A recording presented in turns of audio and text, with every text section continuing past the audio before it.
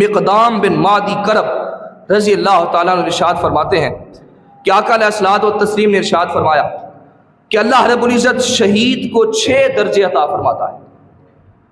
6 مقام اللہ رب العزت شہید کو عطا فرماتا ہے. پہلا مقام جو شہید کو ملتا ہے وہ یہ ہے کہ شہید کے خون کا ایک قطرہ بھی زمین پر گرنے سے پہلے اللہ رب العزت اس کے سارے گناہوں کو معاف فرما دیا کرتا ہے. ایک قطرہ بھی ابھی زمین پر نہیں گرا ہوتا، اس کے گرنے سے بھی پہلے اللہ رب العزت اس کے سارے گناہوں سے درگزر فرما دیا کرتا ہے. دوسرا مقام کیا ملتا ہے؟ اللہ رب العزت شہید کو مرنے سے پہلے اس کو جنت کے اندر اس کا ٹھکانہ اس کو دکھا دیا کرتا ہے کہ مرنے کے بعد تمہارا ٹھکانہ یہ ہے. اور تیسرا درجہ اور مقام شہید کو جو دیا جاتا ہے وہ یہ دیا جاتا ہے کہ قبر کے اندر اور قیامت کے اندر کوئی بھی اس کو گھبراہٹ نصیب نہیں ہوگی، بے فکر ہوگا، کوئی اس کو حزن نہیں ہوگا، ملال نہیں ہوگا، رنج نہیں ہوگا، غم نہیں ہوگا. اللہ رب العزت اس کو گھبراہٹ سے بھی نجات عطا فرمائے گا. چوتھا درجہ اللہ رب العزت جو شہید کو عطا فرمائے گا وہ قیامت کے دن اللہ رب العزت چمکتا ہوا تاج اس کے سر پر رکھے گا، اور اس کا ایک موتی، اس تاج کا ایک موتی حدیث پاک کے اندر آتا ہے ساری دنیا سے بہتر ہے.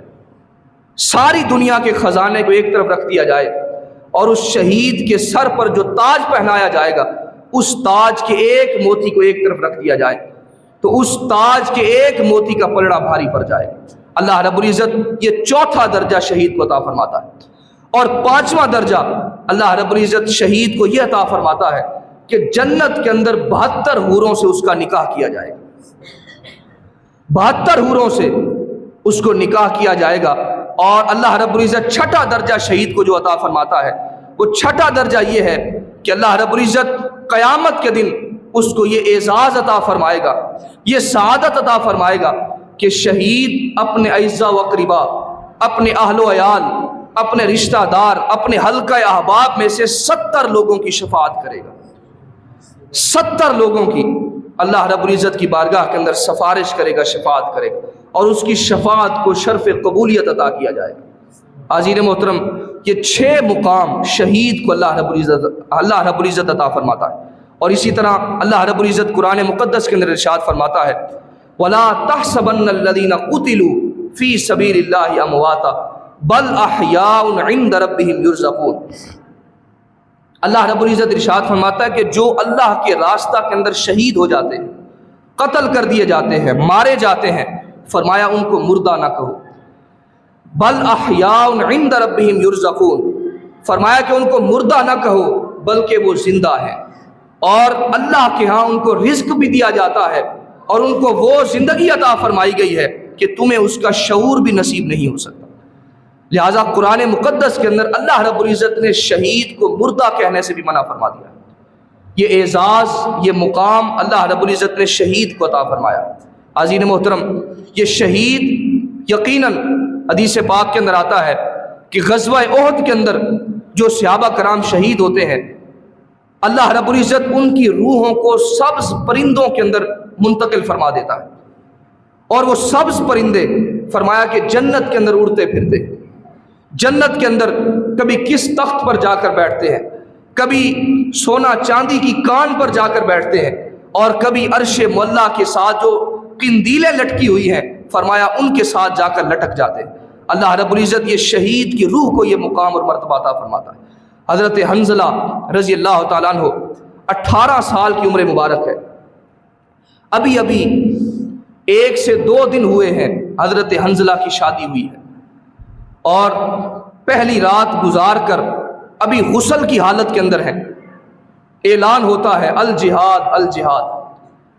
حضرت حنظلہ رضی اللہ تعالیٰ عنہ آپ تک جب یہ خبر پہنچتی ہے کہ حضور کا حکم آ گیا ہے کہ جہاد کے لیے تیار ہو جاؤ، ابھی آپ غسل کی کیفیت کے اندر ہے، پہلی رات شادی کی گزری ہے اور صبح ہی ابھی غسل جنابت نہیں کیا، غسل نہیں کیا، اس سے پہلے ہی آپ کے کانوں کے اندر جہاد کی آواز پڑ جاتی ہے. اب حضرت حنظلہ رضی اللہ تعالیٰ عنہ سوچتے ہیں کہ اب کیا کیا جائے، حضور کے حکم کی تعمیل پہلے کی جائے یا پھر غسل کیا جائے. اب اس کشمکش کے اندر عقل اور عشق کی جنگ پڑ جاتی ہے.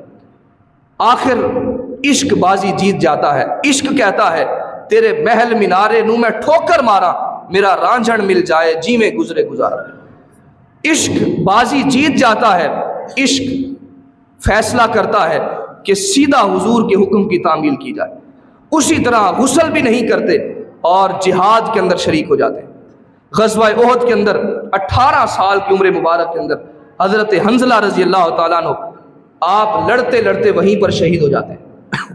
اللہ رب العزت فرماتا ہے میرے فرشتوں, حنظلہ آج میرے محبوب کے حکم کی تعمیل کرتے ہوئے آج شہید ہو گیا ہے, لہذا غسل بھی نہیں کر سکا, لہذا آج میں فرشتوں کو حکم دیتا ہوں کہ میرے حنظلہ کو اس کو حوض کوثر سے غسل, کوثر کے پانی سے اس کو غسل دیا جائے. اور پھر حضرت حنظلہ رضی اللہ تعالیٰ عنہ کو غزوہ احد کے اندر اللہ رب العزت کے حکم سے فرشتے حوض کوثر سے غسل دیتے ہیں. اور جب لاشوں کو اکٹھا کیا جاتا ہے, شہیدوں کی لاشوں کو اکٹھا کیا جاتا ہے, حضرت حنظلہ رضی اللہ تعالیٰ عنہ وہیں پر موجود نہیں ہوتے. آقا علیہ الصلوۃ والتسلیم پوچھتے ہیں کہ حنظلہ کہاں ہے؟ صحابہ کرام کہتے ہیں حضور وہ کہیں پر نہیں مل رہے. آقا علیہ الصلوۃ والتسلیم فرماتے ہیں کہ فرشتے حنظلہ کو حوض کوثر سے غسل دے رہے ہیں. لہٰذا کچھ دیر کے بعد حضرت حنظلہ رضی اللہ تعالیٰ عنہ آپ وہیں پر موجود ہوتے ہیں, اور صحابہ کرام کہتے ہیں کہ ہم نے حضرت حنظلہ کے بالوں کے اندر پانی کی چمک کو محسوس کیا. آپ تازہ تازہ غسل کر کے گویا آپ کے بدن سے پانی کے قطرے ٹپک رہے تھے. عزیز محترم, جب اللہ کے راستہ کے اندر جب کوئی اپنا آپ مٹا دیتا ہے, اپنے آپ کو پیش کر دیتا ہے, تو یقیناً اللہ رب العزت وما قدر اللہ حق قدرہ, جو اللہ رب العزت کے فرامین کی قدر کرتا ہے پھر اللہ رب العزت اس کو اچھا بدلہ عطا فرمایا کرتا ہے, اچھا اجر اور اچھا صلہ عطا فرمایا کرتا ہے. عزیز محترم, یہ شہید ہر دور کے اندر رہے ہیں, اور ان شہیدوں نے اسلام کو اپنے خون کی آبیاری کے ساتھ, اپنے خون کے ساتھ سرسبز و شاداب کیا ہے. اپنے خون کے ساتھ انہوں نے اسلام کو پروان چڑھایا ہے. علامہ اقبال رحمۃ اللہ تعالیٰ علیہ, آپ نے شہیدوں کو نذرانہ پیش کیا.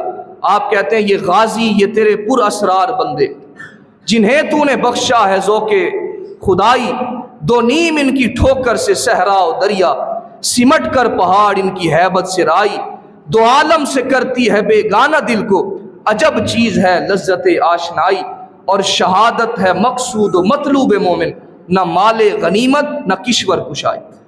تو حاضرین محترم, غازی جو شخص ہوتا ہے اللہ کی بارگاہ کے اندر لڑنے والا اور اللہ کی بارگاہ کے اندر جہاد کرنے والا, اپنی جانوں کے نذرانے کو پیش کرنے والا, یقیناً اللہ رب العزت اس کو اچھا صلہ عطا فرمایا کرتا ہے.